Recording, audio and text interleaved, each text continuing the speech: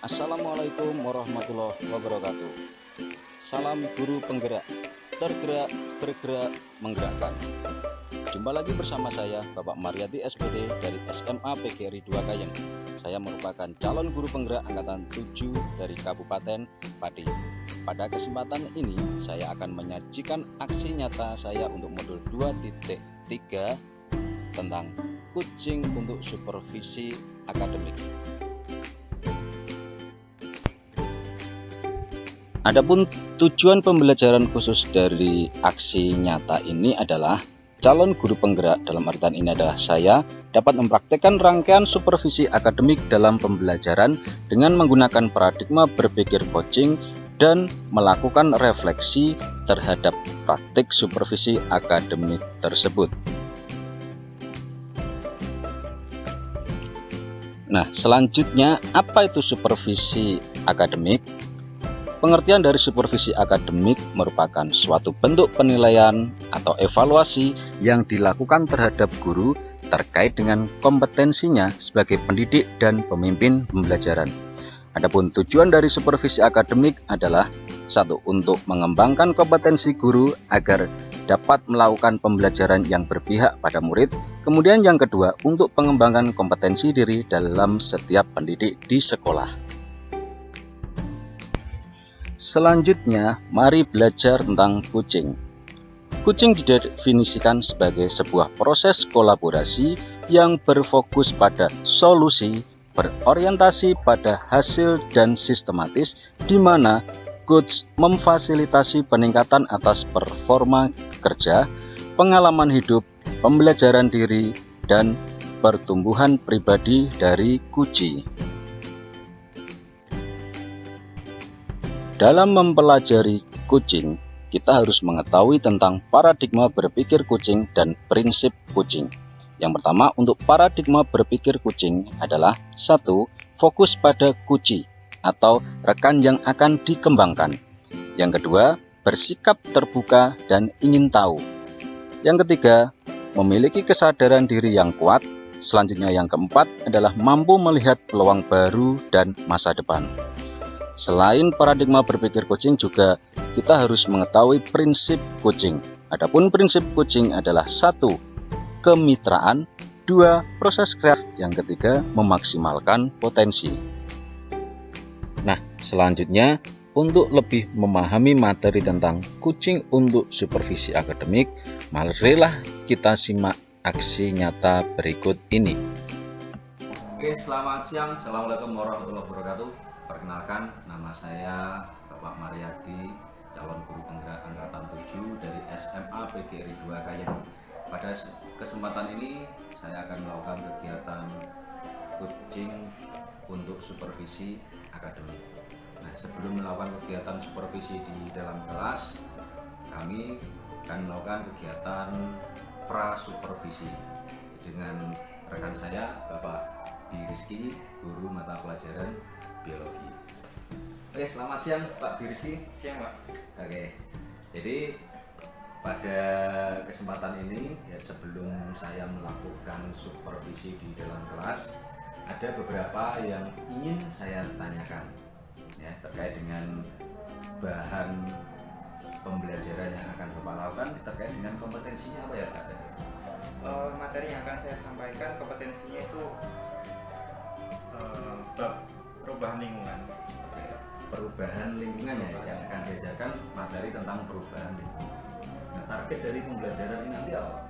Targetnya itu anak supaya tahu lah kiranya yang pertama apa itu definisi perubahan lingkungan, terus hal apa saja contoh-contohnya, dan juga harapannya anak dapat memberikan sebuah solusi terkait kalau sudah ada problematika yang ada sekarang ini, kiranya apa yang mereka lakukan. Jadi dalam pembelajaran itu nanti pastinya Pak Bin itu kan punya tujuan ya, terkait dengan perubahan lingkungan itu tadi. Nah, ada nggak indikator yang menjadikan Pak B. Rizky ini melihat anak-anak mampu menguasai materinya? Indikatornya seperti apa? Kalau indikator sendiri itu anak mampu menguasai tadi konsep dari apa itu jenis-jenis perubahan lingkungan, kemudian dapat memberikan sebuah real kegiatan kah atau solusi terkait permasalahan perubahan lingkungan. Mungkin kaitannya anak-anak bisa dengan langkah yang sederhana, misalnya dengan cara yang sesuai dari pemikiran mereka sendiri. Kemudian sebelum Pak Birizky melakukan pembelajaran, apakah sebelumnya ini ada istilahnya pemberitahuan ke siswa, misalnya besok kita belajar ini, belajar tentang perubahan lingkungan, ada atau tidak? Kalau setiap saya menyampaikan pembelajaran di akhir materi, selalu saya sampaikan materi selanjutnya atau materi minggu depan adalah materi X. Nah, misalnya untuk materi minggu kemarin kan sudah saya masuk di kelas, saya kasih penugasan sedikit, anak suruh setidaknya mendapatkan informasi atau bahan bacaan. Silahkan dibaca-baca untuk materi minggu depan. Jadi anak itu tidak posisi nol materinya, jadi ada di sana. Oke. Artinya ada penyampaian di awal sebelum kegiatan pembelajaran dimulai sehingga anak itu punya persiapan. Kemudian selain secara pengetahuan dalam pembelajaran yang Pak Birizky lakukan, ini ada nggak hal yang ingin dicapai atau dikembangkan selain dalam hal pengetahuan? Kalau hal yang ingin dicapai, harapan saya sebagai guru itu anak dapat tadi menciptakan gagasan, ide solutif terkait permasalahan. Misalnya satu, dia bisa mengolah limbah dan dengan literatur atau bacaan yang mereka temukan, entah apapun itu bentuknya, bisa itu dari kompos ataupun biogas dan lain-lain. Kemudian ketika Pak Birizky akan melaksanakan satu pembelajaran, pastinya kan Pak Birizky menyiapkan beberapa hal yang diperlukan selama pembelajaran. Mungkin salah satunya juga ada RPP juga. Ya, mungkin selain RPP ada yang Pak Birizky siapkan tidak menjadi pembelajaran itu kita cari. Kalau perangkat pembelajaran yang mungkin yang sudah saya nyaman ya, yang pertama itu menggunakan PPT. Kemudian juga saya selalu up to date menggunakan Google karena anak kan setiap hari menggunakan gadget ya, jadi nggak lepas sama gadget. Jadi biar sinkron, anak memanfaatkan HP-nya silahkan bisa di-searchingkan, cari, dan juga sama bacaan yang anak baca dengan saya itu sama real time ada di internet. Oke. Baik, itu tadi sekilas wawancara terkait dengan prasupervisi ya, berkaitan dengan materi yang akan diajarkan Pak Birizky pada siang hari ini. Materinya tentang perubahan lingkungan. Sepertinya tadi menarik sekali. Bagaimana selanjutnya untuk observasi di kelas selanjutnya kita bertemu pada sesi yang berikutnya. Terima kasih. Assalamualaikum Warahmatullahi wabarakatuh. Waalaikumsalam warahmatullahi wabarakatuh. Oke, selamat pagi anak-anak. Gimana kabar kalian? Sebelumnya Bapak presensi dulu ya. Nanti bagi nama yang saya panggil silakan bilang hadir. Alif Dimas, Alia Mazhara, Andi Prasetyo, Asayyatina. Nanti boleh izin dengan guru yang ada di dalam kelas ketika ada kepentingan atau urusan yang lain, supaya kalian sudah terdaftar hadir di dalam kelas. Kemudian selanjutnya adalah silahkan bagi yang merasa belum rapi bisa merapikan dirinya masing-masing. Baik itu yang masih belum menggunakan atribut sekolah, bajunya belum masuk, silahkan boleh dirapikan. Sudah rapi semua? Oke, kalau sudah silahkan bisa berdiri semua.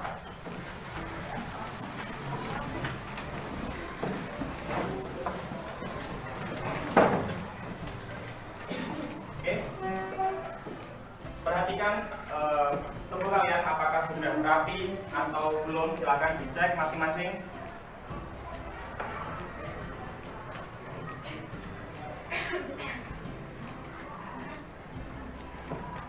Oke, kemudian ada yang tidak menggunakan atribut sekolah? Oke, ada satu orang. Kenapa kok tidak pakai atribut? Ketinggalan. Kalau ketinggalan berarti harus ada sanksi. Kira-kira ingin memberi sanksi apa? Push up. Push up berapa kali? 10, enggak kebanyakan? 50, silakan. Gimana Pak? Terserah.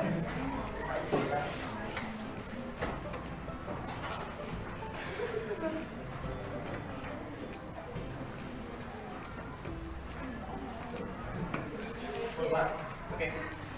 Ini adalah pelestarian lingkungan dan pemanasan global. Ya. Ada yang di sini sudah tahu tentang pelestarian lingkungan? Ada? Kira-kira pelestarian lingkungan itu ngapain aja? Ada yang tahu? Menjaga alam, reboisasi, membuang sampah pada tempatnya. Oke. Di sini bawa HP semua atau gadget? Silahkan HP-nya bisa dikeluarkan.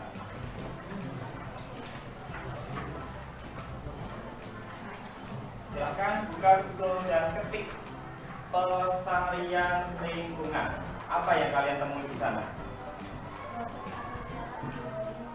Satu orang 7 jari. Ya, silahkan namanya. Silvi, dibacakan. Pelestarian lingkungan adalah cara perlindungan dari kerusakan dan kerusakan. Oke, yang lain ada? Siti. Pelestarian lingkungan adalah proses cara perlindungan dari kerusakan. Oke. Jadi sudah dengar semuanya ya. Tadi ada teman kalian Novia dan Siti sudah menyampaikan bahwa pelestarian lingkungan adalah berbagai usaha atau upaya-upaya yang dilakukan oleh manusia dalam melestarikan lingkungan, dan tentunya ada berbagai sikap atau aksi yang dapat manusia atau kita lakukan. Jadi mungkin ada yang masih bingung, ada yang masih ragu terkait jawabannya. Di sini Pak Bi pertegas ya. Yang pertama, lingkungan biotik. Kalau lingkungan biotik yang perlu kalian sebagai acuan, biotik artinya benda hidup.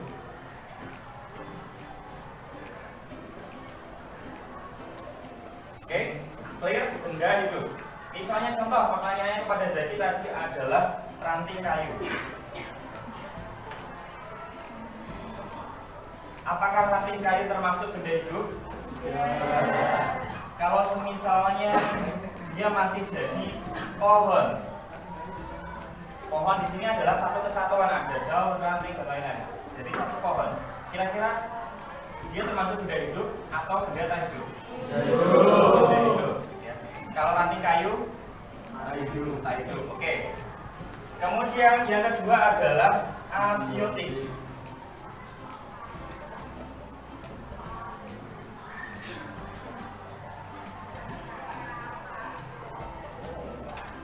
Artinya benda tak hidup. Misalnya contoh tadi ada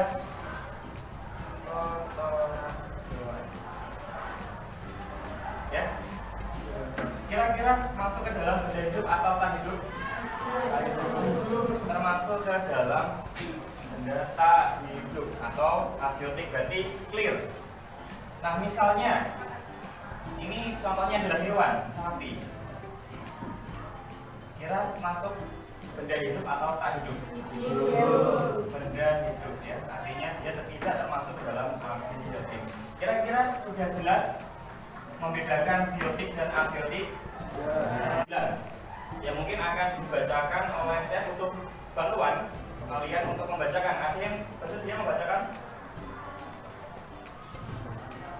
Ya, Komar kayaknya siap-siap sendiri. Silahkan bisa dibacakan permasalahan lingkungan. Permasalahan lingkungan hidup. 1. Perubahan iklim. 2. Pengelolaan limbah. 3. Keanekaragaman hayati dan penggunaan lahan. 4. Konsumsi. 5. Kelangkaan air. 6. Deforestasi.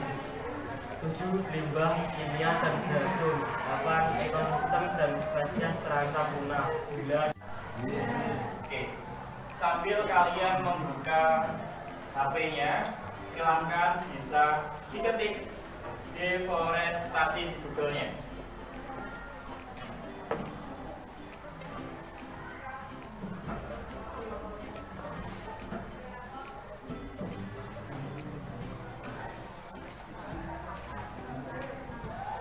Sudah ketemu?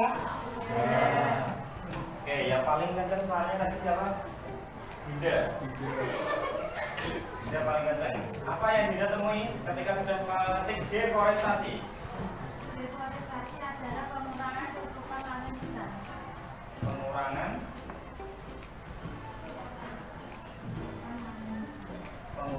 lahan hutan.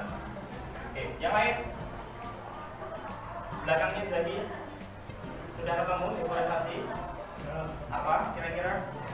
Ini adalah kegiatan menebang hutan atau tebakan pohon sehingga lahannya dapat digunakan untuk penggunaan non hutan seperti pertanian dan perkebunan, peternakan atau permukiman. Oke, jadi silakan kalian bisa mengamati gambar di depan ini hampir sama mirip ya yang kalian searchingkan atau browsingkan. Di sini ada kalimat deforestasi. Berdasarkan sumber yang ada di sini, ketika kita search image yang keluar adalah berbagai jenis gambar kerusakan lingkungan, yakni di sini ada pembukaan lahan dengan tidak bijak ya, pohon-pohonnya ditebangi, ada pertambangan dan lain-lain. Tetapi dapat kita artikan bahwa deforestasi adalah penebangan pohon secara tidak bijak atau secara liar, atau bisa kalian artikan illegal logging. Kemudian ketika kalian amati apa yang terjadi ketika ada kegiatan deforestasi di suatu lingkungan atau tempat, apa yang terjadi? Apakah lingkungan tersebut menjadi lebih sehat, lebih bagus, apakah menjadi rusak? Menjadi rusak. Ketika lingkungan sudah rusak seperti ini, apa dampaknya bagi yang pertama bagi lingkungan? Apa? Menyebabkan banjir, menyebabkan longsor, ada lagi tanah menjadi gersang. Dan ketika sudah terjadi kenaikan, maka akan menyebabkan terjadinya permasalahan lingkungan atau permasalahan global yang akan sudah dirangkum di sini ya, yang akan dibacakan oleh siapa? Ada yang ingin membacakan ke depan? Saya tunjuk ya mungkin. Ya, yang biasanya paling aktif ini Reval. Saya belum mendengar suara Reval, bisa kelihatan atau tidak dari belakang? Enggak. Bisa dari sini sambil ditunjuk main laser. Oke, Reval akan membacakan faktor perubahan iklim. Silakan. Oke, terima kasih. Kasih close untuk Saskia.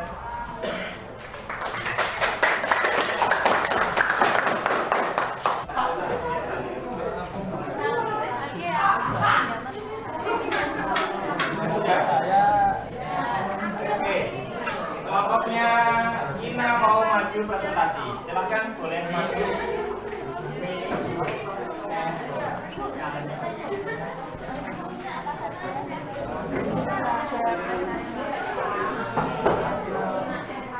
Oke, minta perhatiannya teman-teman yang bagi tidak presentasi, silakan bisa dihentikan dulu kegiatan tulis dan menulisnya sebentar.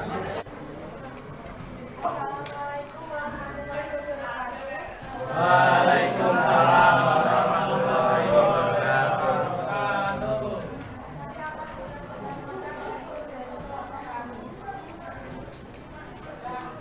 Salah pelestarian lingkungan yang bisa dilakukan: 1. Tidak membuang sampah sembarangan. 2. Menggunakan ruang daur ulang. 3. Menghemat energi. 4. Menanam pohon. 5. Tidak menebang pohon sembarangan. 6. Menjaga flora dan fauna langka. 7. Mengurangi sampah. 8. Mengurangi bahan kimia. 9. Mengurangi penggunaan plastik. 10. Menerapkan 5R. 11. Tidak mencemari lingkungan dengan bahan-bahan berbahaya. 12. Menghemat air. 13. Tidak membuang limbah ke sungai.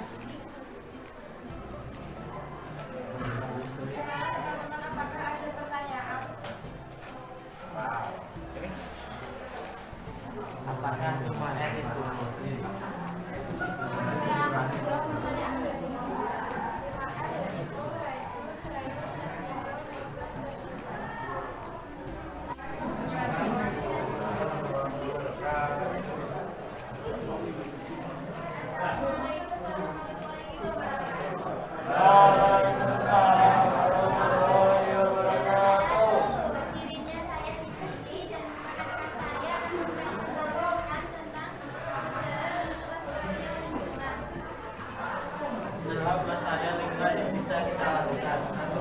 Tidak membuang sampah sembarangan. 2. Tidak membakar sampah. 3. Menghemat energi listrik.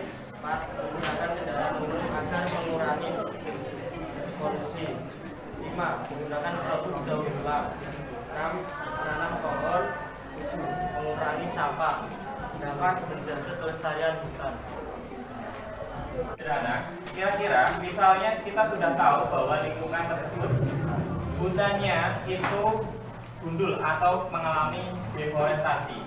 Apa yang dapat kita lakukan ketika terjadi? Ya, silakan bisa dijelaskan.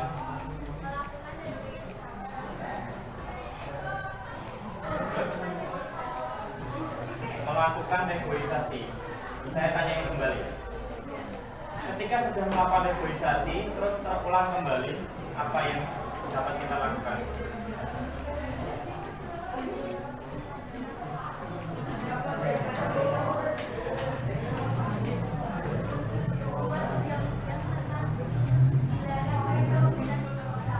Oke, jadi menegakkan peraturan ya. Oke, cukup. Dan yang lain, di beberapa yang tanya. Mungkin ada yang bisa menyimpulkan hari ini kita belajar apa aja?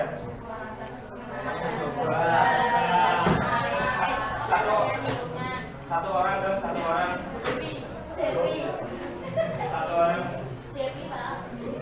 Satu orang sebutkan nama dan coba menyimpulkan hari ini saya belajar apa aja. Silakan latihan dulu satu orang.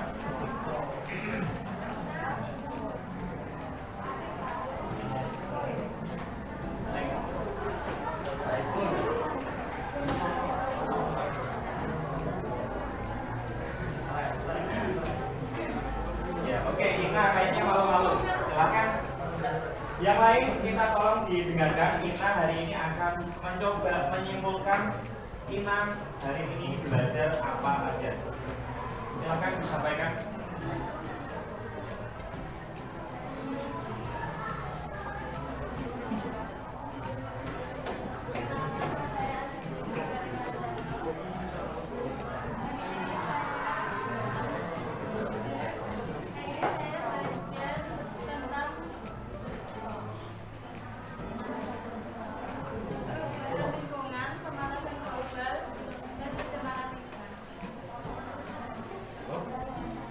Kasih tepuk tangan untuk Ina.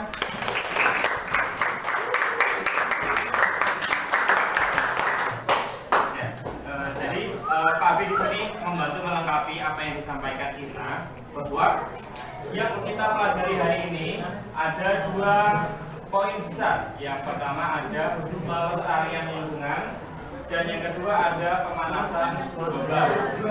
Nah, harapannya di sini kalian dapat mengimplementasikan informasi apa saja yang dapat kalian gunakan di kehidupan sehari-hari. Misalnya contoh yang paling sederhana adalah membuang sampah pada tempatnya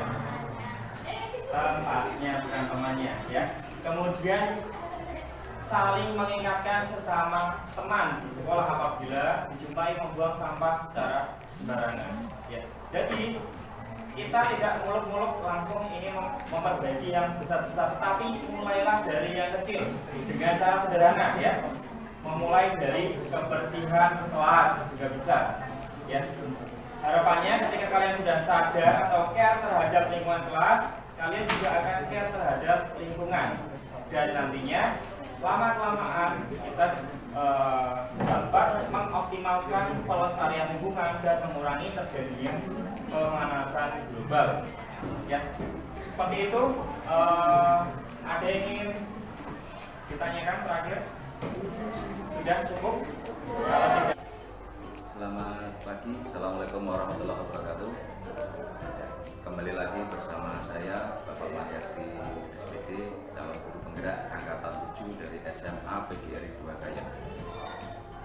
Di waktu yang lalu kami sudah melakukan kegiatan supervisi baik dari yang pra dan kegiatan mengajar di kelas. Selanjutnya kegiatan yang berikutnya yang akan saya lakukan adalah pasca observasi ya, bersama Pak Rizky Arfianto, guru mapel biologi yang kemarin sudah kami supervisi. Oke, untuk lebih jelasnya kita saksikan untuk kegiatan kucing hari ini. Ya, selamat pagi Pak Rizky. Selamat pagi Pak. Ya, gimana kemarin sudah simulasi supervisi ya, supervisi. Gimana rasanya? Yang pertama adalah karena telah menuntaskan tugasnya supervisi dengan Pak Maryadi kemarin. Nah, ini Pak Rizky ya, dari hasil supervisi yang kemarin, menurut Pak Rizky gimana yang sudah Pak Rizky laksanakan kemarin dari kegiatan pembelajaran di kelas? Kalau pembelajaran di kelas berjalan lancar, tetapi masih ada beberapa catatan yang perlu jadi bahan evaluasi. Mungkin seperti saya kadang kelupaan untuk cek kebersihan, kemudian salah menaruh asesmen. Jadi, itu jadi catatan saya ke depannya mungkin perlu saya perhatikan. Jadi kalau terkait dengan pembelajaran, artinya di sini kan ada satu permasalahan ya, yang pertama terkait dengan kebersihan kelas yang belum sepenuhnya terjaga, meskipun sudah ada kesepakatan, tapi ketika pelaksanaan ternyata ada yang lupa. Kemudian terkait dengan pembelajaran yang dilakukan kemarin, pembelajaran tentang perubahan lingkungan.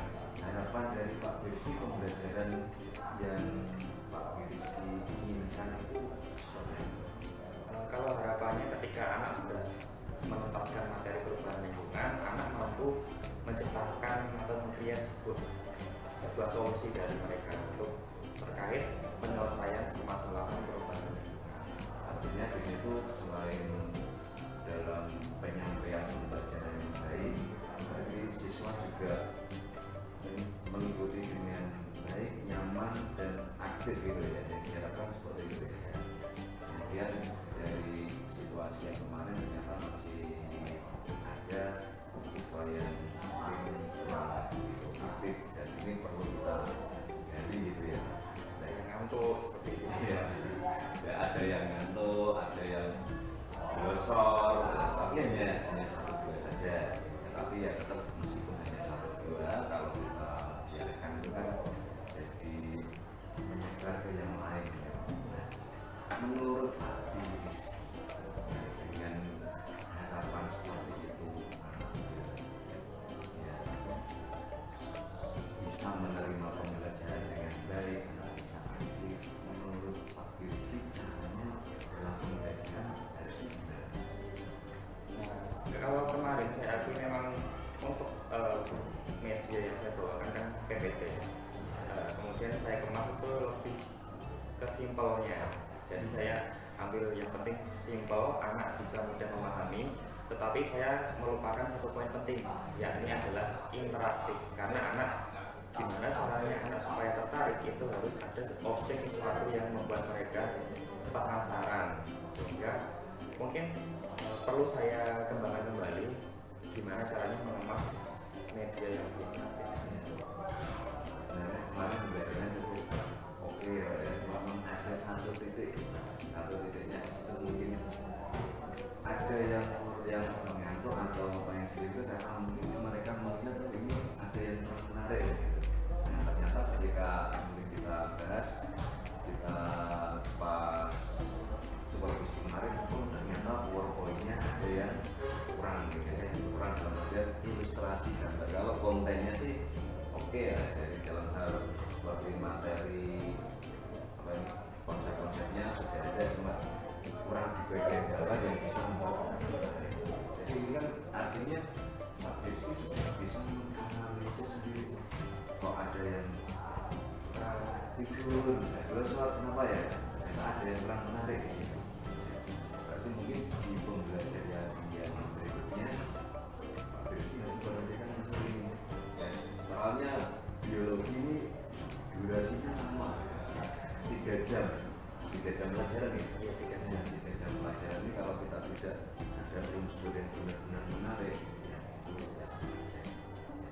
Kemudian kalau menurut Pak Rizky, selain dari kemenarikan, biar siswa itu aktif, Mungkin lebih saya perbanyak pertanyaan-pertanyaan pematik, jadi anak itu terpacu berpikir kritisnya di dalam kelas. Jadi kalau kemarin saya artikan masih terbatas sedikit lah, jadi mungkin kedepannya perlu saya tambahi lagi pertanyaan-pertanyaan yang mungkin anak bisa mencarinya, jadi ada kegiatan anak di dalam kelas. memanfaatkan sarana di kelas juga Pak ya? HP ya terutama ya. HP terutama, walaupun kemarin sudah digunakan tapi menurut saya masih kurang optimal. Itu terus memang agar anak itu aktif, dia bisa berpikir, pertanyaan pemantik itu perlu ya, perlu, dan kita mungkin sebagai guru juga mempersilahkan anak untuk berpendapat ya, berpendapat apapun pendapatnya, entah pendapatnya nanti benar atau mungkin kurang benar, sebenarnya kurang benar, terus kita ya sebagai guru ya untuk meluruskan pemahaman atau konsep-konsep yang sekiranya kurang tepat. Dan itu terkait dengan untuk mengaktifkan siswa. Kemudian kalau kaitannya dengan metode, mungkin kegiatan-kegiatan di kelas ya, metode seperti apa yang perlu dikembangkan biar anak aktif bergerak. Mungkin ada beberapa mode pembelajaran yang bisa diterapkan ya, contohnya mungkin seperti PGT ataupun yang lebih mendominasi anak di dalam kelas. Jadi kemarin kan saya menggunakan discovery learning ya, padahal untuk yang model yang lain seharusnya banyak, tetapi belum saya gunakan. Jadi memang apapun modelnya sebisa mungkin terlibat aktif dan untuk berpikir kritis ya. Karena untuk berpikir kritis seandainya tidak bisa berpikir sendiri, ini kan perlu kolaborasi dengan rekannya atau sering kita sebutnya apa? Diskusi Atau mentor sebaya apa ya. Betul sekali. Jadi dengan diskusi atau tutor sebaya itu mungkin anak akan belajar menggali informasi lebih banyak dengan rekan diskusinya atau rekan tutornya. Ini dengan diskusi seperti ini juga Pak, ini kan saya berupaya untuk menggali pemikiran dari Pak Rizky, ternyata juga bisa menganalisis ternyata kekurangan seperti ini, dan solusinya pun juga sudah mulai tampak ya Pak. Jadi dari hal yang disampaikan tadi saya bisa simpulkan di situ, agar pembelajaran itu lancar. Selain penyampaian materi, kalau penyampaian materi saya yakin penguasaan materi semua guru pasti menguasai ya, tapi pengelolaan kelasnya ini ya, karena kita mengajarkan ke siswa, setidaknya yang memang siswa yang harus aktif di situ sebagai subjek belajar. Nah, unsur-unsurnya tadi seperti yang disampaikan Pak Rizky, jadi kemenarikan, belajar, kemudian penggunaan pertanyaan pemantik tadi agar siswa lebih aktif berpendapat, kemudian ada juga metode pembelajaran yang lebih membuka siswa dengan diskusi. Mungkin kalau misalnya untuk hal yang lain misalnya perlu tidak Pak di sini mungkin berkolaborasi dengan guru lain terkait dengan apa ini kompetensi dari Pak. Mungkin kolaborasi dari segi itu ya, mungkin gimana caranya mungkin guru lain bisa aktif di dalam kelas. Nah itu kita gali, kita coba cari apa yang kita sharing, jadi tahu teknik-teknik apa atau treatment apa yang mungkin biasa yang sini lakukan, jadi kita dapat menggunakan Itu keren Pak, karena Pak Rizky kan termasuk guru baru ya, baru, kemudian pengisian kelas, penguasaan kelas ke anak ini juga perlu untuk sharing dengan senior yang sekiranya apa ini terbangnya tinggi ya, itu perlu Pak kolaborasi. Kemudian selain guru, menurut Pak Rizky perlu dengan yang lain juga nggak? Mungkin dari pihak guru atau dari pihak BPPK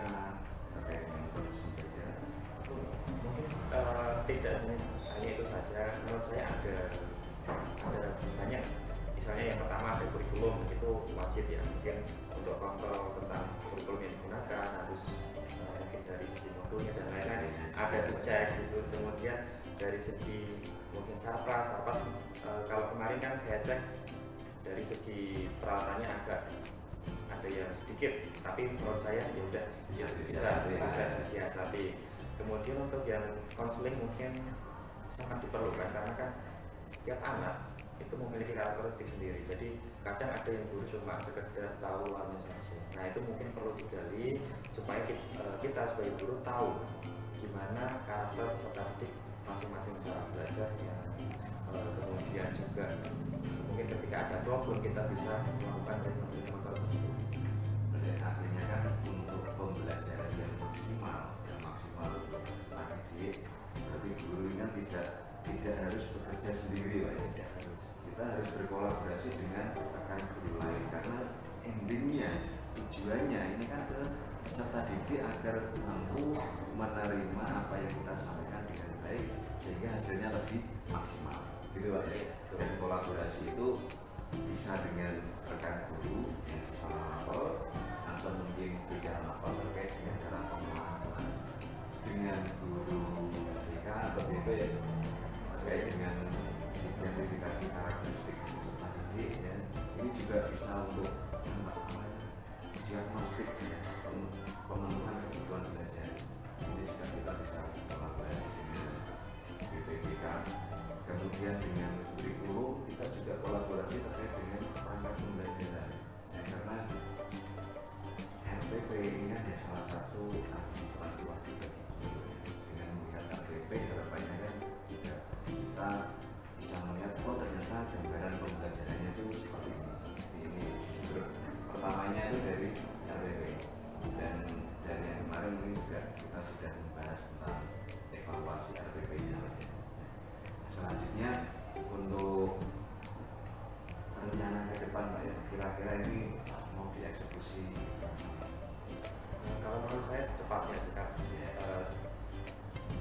Tinggal gimana caranya untuk tadi memperbaiki catatan-catatan. Kalau misal RPP kan ada kekurangan, jadi kita harus atau saya sendiri harus mencoba cari yang gimana sih yang benar, karena kan kurikulum merdeka kita juga saya sendiri masih meraba-raba gitu.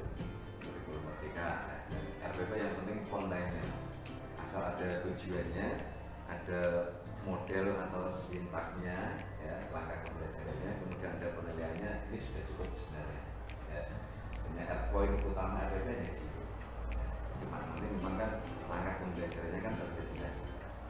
Kemudian ya memang segera dieksekusi itu lebih bagus, terutama mungkin yang bisa dieksekusi terdekat ya administrasinya, kemudian terkait dengan cara pengelolaan mungkin ya banyak sekali yang bisa kita ekspos nanti. Oke, mungkin ada yang perlu ditanyakan dari Pak Firisi? Mungkin catatan ya, jadi saya di dalam kelas untuk pengelolaan kelas dari segi kan sudah ada kesepakatan reward dan punishment, tapi dalam menegakkan punishment kadang masih ada rasa kurang berani di dalam kelas ketika ada menegakkan punishment, karena kan mungkin pemikiran saya sendiri ya, kadang power guru di dalam kelas itu sekarang ini seringkali kita pikirnya dikikis, sehingga ada rasa mungkin kurang gitu kalau saya menegakkan punishment dari kelas. Nah ini Pak, untuk masukan saja sebenarnya kan ada reward, ada punishment, mungkin yang reward nggak pernah ada permasalahan ya Pak, tapi sebenarnya reward ini bisa mungkin kita kurangi dalam artian kita sebenarnya apresiasi ya, tapi bukan pemberian berarti ya, karena ya kalau reward ternyata itu bisa jadi pemicu menurunnya kemauan siswa lain ya. Seandainya dalam kelas itu yang kita hanya 3, mungkin hanya 3 ini yang termotivasi, tapi yang lain dia akan semakin menurun karena dia merasa wah saya tidak mampu, nanti akan muncul seperti itu ya. Kemudian punishment juga bisa sedikit dikurangi Pak. Sebenarnya gini, dalam pembelajaran di awal kalau kita sudah buat satu kesepakatan kelas, keyakinan kelas, dan guru dan siswa itu mematuhi ini, ya, saya yakin semuanya ada gini. Nah, misalnya ketika ada siswa yang kita membuat satu kesepakatan menjaga kebersihan kelas, dan ketika ada kelas yang masih kotor, konsekuensinya apa? Berarti mereka harus membersihkan ruangannya tanpa mungkin Pak Rizky berikan satu hukuman. Saya sudah tahu ini kesepakatannya. Pertanyaan yang harus kita lakukan, konsisten tidak kita seperti itu? Saya pun sama seperti itu. Ketika saya membuat satu keyakinan kelas menjaga kebersihan kelas, ada sampah di depan saya nggak akan ngurusi satu pertanyaan ambil sendiri karena ini kesepakatan dan yang harus saya lakukan antara saya dengan siswa saya. Jadi memang kalau dulu tren seperti reward punishment itu efektif hanya sesaat sebenarnya, tapi tidak bisa untuk membentuk karakter yang bersumber dari hati. Jadi penggunaan reward atau punishment ya tidak dilarang, tapi jangan terlalu sering. Tapi ya, yang penting kita jaga saja, karena sifatnya ini kan mendidik dan mendidik hatinya, bukan mengeksekusi pidana. Kita bisa ada yang perlu saya dari Pak Rizky atau sudah itu saja? Tambahan sih sama seperti yang tadi kan terkait menegakkan aturan itu. Jadi kan ada satu catatan kurang lebih saya, yakni adalah ketegasan di kelas. Ya, jadi mungkin Pak Mariati bisa kasih tips trik gimana caranya biar bisa meningkatkan tadi tegas di kelas supaya anak itu patuh gitu ya. Tegas itu simple, ya. Tegas itu tidak harus keras, ya. Tidak harus keras, ya. Suaranya yang penting kan gini, tegas itu kita konsisten. Satu kunci dari tegas itu hanya konsisten. Ya. Ketika kita mengajarkan A, ya, jagalah kebersihan, ya kita harus jaga kebersihan. Ya. Ketika kita menyampaikan jangan terlambat masuk kelas, kita harus tetap masuk kelas. Jadi tegas itu tidak hanya sebatas ucapan, tapi tindakan yang kita lakukan. Kalau kita sudah terbiasa seperti itu, ya, anak-anak atau peserta didik kita ini akan mencontoh kita, karena memang contoh nyata dari yang bisa ditiru siswa kita ya siapa lagi kan. Makanya ya mungkin ketertiban kita ketika di kelas yang akan disorot oleh anak-anak kita sendiri. Ya, jadi tipsnya itu hanya konsisten, ya, konsisten kemudian kita sesuai dengan apa yang kita ucapkan, yaitu yang kita lakukan. Ketika kita mengatakan jaga kebersihan, ya kita sendiri harus jaga. Ya. Kita nggak perlu nyuruh anak gitu. Ya, kita coba ambil ucapannya, misalnya seperti itu. Jadi tipsnya hanya itu dari saya. Oke, mungkin itu dulu ya Pak untuk coaching hari ini. Saya juga nanti ada acara juga. Pak Rizky juga ini mau berbeda ya. Ya, kita disempatkan waktunya di sini.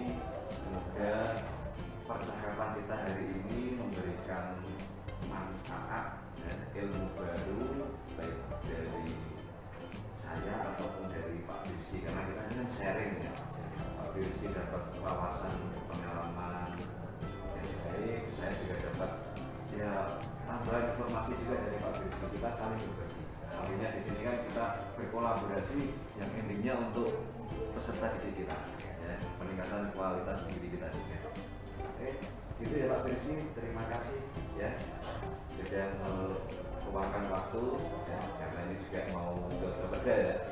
Sebelumnya saya juga terima kasih banyak Pak, karena kan mungkin karena saya guru baru jadi masih jam terbangnya kurang, jadi perlu informasi wawasan dari guru-guru senior seperti Pak. Oke, terima kasih. Demikian pemirsa, Bapak Ibu guru ya, diskusi atau coaching pagi ini dengan Pak Rizky Arfianto, guru mata pelajaran biologi di SMA PGRI Bakayan, yang tadi menyampaikan terkait permasalahan dalam pembelajaran, dan alhamdulillah kami tadi sudah mengidentifikasi permasalahannya, solusinya sudah diketemukan juga oleh Pak Rizky, ya. Artinya di sini tinggal eksekusinya saja, ya. Jadi saya harap dengan kegiatan coaching ini, dengan kegiatan supervisi yang kemarin juga, kita bisa meningkatkan kualitas diri yang endingnya untuk pembelajaran yang lebih baik. Oke, demikian kegiatan hari ini. Selamat pagi. Assalamualaikum warahmatullahi wabarakatuh. Terima kasih.